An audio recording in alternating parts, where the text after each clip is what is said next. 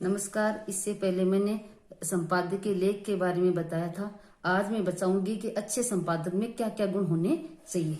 तो सबसे पहला आता है कि संपादकीय शैली कैसी होनी चाहिए। तो संपादकीय लेख की शैली उत्पादकता प्रभावशाली होनी चाहिए एवं सजीव होनी चाहिए। ऐसा लग जाना चाहिए कि वो इस प्रकार से वो होनी चाहिए। दूसरा है भाषा स्पष्ट और प्रखर हो। भाषा भी कैसी होनी चाहिए? स्पष्ट होनी चाहिए। तीसरा है चुटीलेपन से भी लेख अपेक्षा के आकर्षक बना। बीच बीच में हंसी मजाक करने से इससे संबंधित हो लेख वो आकर्षक बन जाता है। चौथा है वस्तुनिष्ठता, निर्भीकता, दूरदर्शिता, मार्गदर्शन, विचारोत्तेजना, आलोचना, निष्पक्षता, भावुकता आदि गुण भी उसके अंदर एक संपादक में होने चाहिए। हर बात को सही ठहराना अथवा अंत में कुछ न कुछ करना, ये संपादक का मतलब दोष माना जाता है कि किसी बात को अच्छा ठीक लगना या किसी बात में दोष निकालना, ये उसके सबसे बड़ा दोष माना जाता है। अतः संपादक में को इनसे बचना चाहिए। अगला प्रश्न है संपादकीय लेखन के कितने भाग होते हैं। तो संपादकीय लेखन के दो भाग होते हैं। पहला सूचनात्मक और दूसरा तर्क वितर्क या बहस। अब पहला नंबर का आता है सूचनात्मक। संपादक में समस्या का वर्णन और विश्लेषण किया जाता है। सामान्यतः उसके अंदर क्या होता है कि भूकंप, बाढ़, अकाल आदि समस्याओं के प्रति पाठक को सचेत करने हेतु लिखना इसका प्रमुख उद्देश्य माना जाता है। मतलब पाठक को सचेत किया जाता है इसके अंतर्गत। दूसरा बहस या तर्क वितर्क वाले संपादक में किसी मुद्दे पर वैचारिक बहस प्रारंभ की जाती है। नाम से ही पता चलता है बहस या तर्क वितर्क, तो मतलब तर्क वितर्क इसके अंदर किया जाता है। अगला प्रश्न है संपादकीय लेखन की प्रक्रिया क्रम कैसा होना चाहिए। तो इसका उत्तर है संपादकीय लेखन किसी नेम व सिद्धांत से नहीं बंधा होता। संपादक होता है किसी नेम या सिद्धांत से नहीं बंधा होता है, बल्कि यदि इसके लिए प्रक्रिया क्रम अपनाया जाए तो उसमें 5 बिंदु आवश्यक मानी जाती है। सबसे पहला होता है विषय का चयन, की सबसे पहले वो क्या जो भी कुछ करता तो उसको विषय का चयन करना होता है। दूसरा विषय अनुरूप सामग्री, विषय चुन लेता तो उसके बाद उसके अनुरूप सामग्री भी वैसे ही होनी चाहिए। तीसरा है विषय प्रवेश एवं विस्तार। चौथा है विषय का निष्कर्ष, की उस जो भी विषय चुनना उसका क्या निष्कर्ष निकलता उसके बारे में उसकी पूरी जानकारी होनी चाहिए। पांचवा शीर्षक, अंत में उसका क्या शीर्षक होता है उसको भी इस बात पर विषय विचार करना चाहिए। ये सब समाचार पत्र के प्रकाशन स्थान एवं प्रसार क्षेत्र में पाठकों की दृष्टि से किया जाता है। अगला प्रश्न है संपादक के नाम पत्र लेखन कितने प्रकार में, संपादक के नाम पत्र कितने प्रकार से लिखा जा सकता है। तो सबसे पहला आता है शिकायती पत्र। पहला नंबर पर शिकायती पत्र होता है। दूसरा होता है संपादकीय दृष्टिकोण को लेकर मत व्यक्त करने वाला पत्र। तीसरा होता है सरकार नीति को लेकर अभिप्राय व्यक्त करने वाला पत्र। चौथा होता है राजनीतिक दलों से संबंधित पत्र। पांचवा समाज में फैल रही कुरीतियां अथवा किसी विशेष विषय या ज्वलन समस्या के इस प्रकार संबंधित पत्र, ये होते संपादक के नाम पत्र। इतने प्रकार के पत्र संपादक के नाम लिखे जा सकते हैं। अगला प्रश्न है प्रतिक्रिया लेखन क्या होती है, उसको स्पष्ट करना है। तो प्रतिक्रिया लेखन क्या है तो उसके बारे में मैं आपको बताऊंगी। उत्तर है इसका किसी खास अवसर पर अथवा किसी चर्चित मुद्दे को लेकर या तो मीडिया द्वारा संबंधित पक्षों से प्रतिक्रिया आमंत्रित की जाती है अथवा किसी प्रमुख मामले में विशेष व्यक्ति या पदाधिकारी को अपनी राय देते हैं। उनकी बात जो प्रतिक्रिया रूप में छपती है उसे ही प्रतिक्रिया लेखन कहते हैं। अगला प्रश्न है साक्षात्कार की परिभाषा तथा इसके प्रकार लिखिए। साक्षात्कार को अंग्रेजी में इंटरव्यू भी कहा जाता है और हिंदी में उसे साक्षात्कार कहा जाता है। तो इसकी सामान्य परिभाषा इस प्रकार से है। वैसे तो इसकी छोटी सी परिभाषा वही है कि आमने सामने ये साक्षात्कार होता है, वो आमने सामने होता है और 2 व्यक्तियों के बीच में होता है। तो मैं इसकी परिभाषा बताती हूँ। 2 या 2 से अधिक व्यक्तियों द्वारा किसी विशेष उद्देश्य से आमने सामने की गई बातचीत को ही साक्षात्कार कहा जाता है। साक्षात्कार एक प्रकार की मौखिक प्रश्नावली है कि मौखिक पूछे जाते हैं प्रश्नावली है जिसमें हम किसी भी व्यक्ति के विचारों और प्रतिक्रियाओं को लिखने के बजाय उसके सम्मुख रहकर बातचीत करके प्राप्त करते हैं। साक्षात्कार एक व्यक्तिनिष्ठ एवं आत्मनिष्ठ विधि है जिसके माध्यम से व्यक्ति की योग्यताओं का पता चलता है, गुणों अथवा समस्याओं आदि से संबंधित में जानकारी भी प्राप्त की जाती है।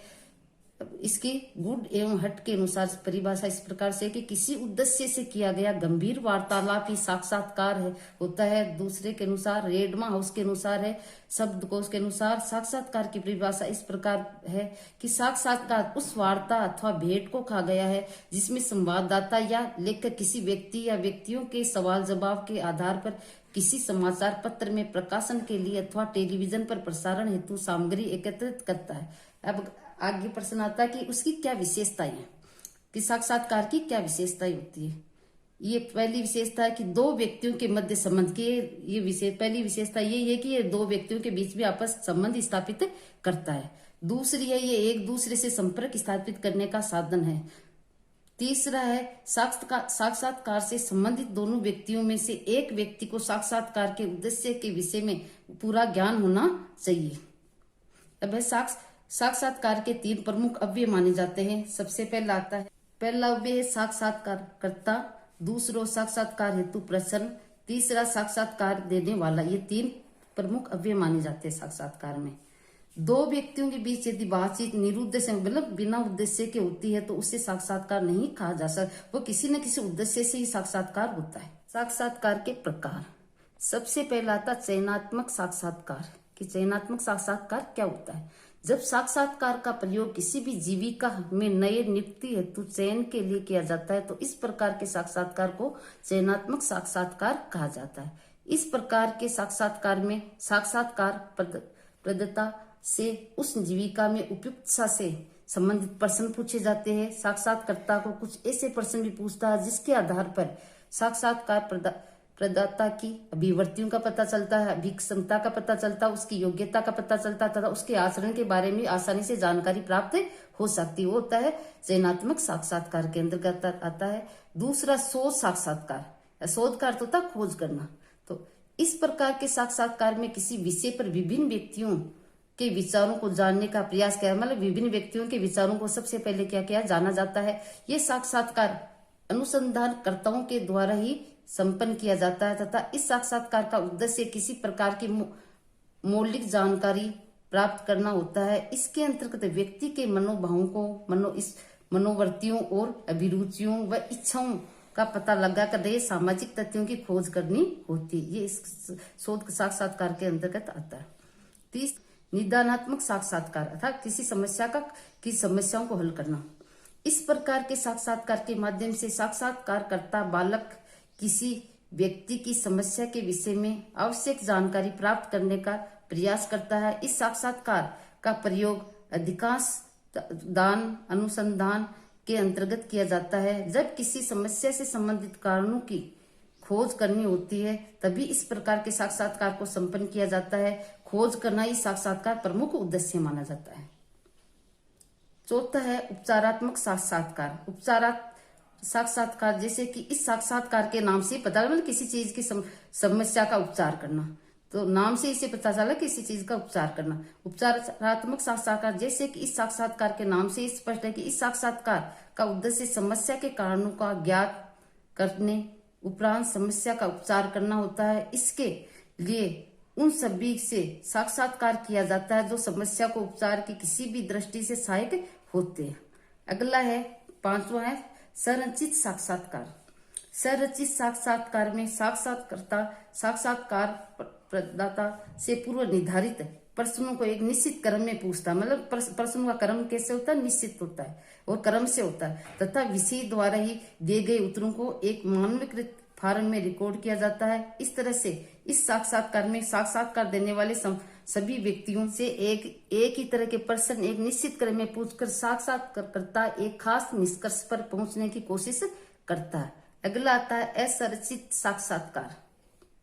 असंरचित साक्षात्कार में साक्षात्कारकर्ता साक्षात्कार देने वाले व्यक्तियों से जो प्रश्न पूछता है पूर्व निर्धारित नहीं होता, मतलब प्रश्न वो निर्धारित नहीं होते हैं और न तो वह किसी निश्चित क्रम में पूछे जाते हैं। वो प्रश्न वो भी निश्चित क्रम में नहीं पूछे जाते। इसमें साक्षात्कार प्रदाता को अपनी प्रतिक्रिया को व्यक्त करने के लिए स्वतंत्र छोड़ दिया जाता है, मतलब उसको सोचने विचारने के लिए उसे स्वतंत्र छोड़ दिया जाता है। साक्षात्कार में जितना लचीलापन होना है उसके आंकड़ों का विश्लेषित करना ही उतना ही कठिन कार्य होता है।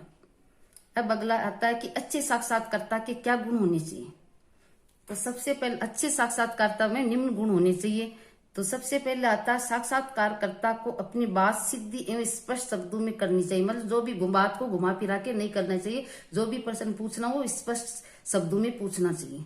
दूसरा है साक्षात्कारकर्ता को छात्र की अच्छी या बुरी बातों पर आश्चर्य प्रकट नहीं करना चाहिए।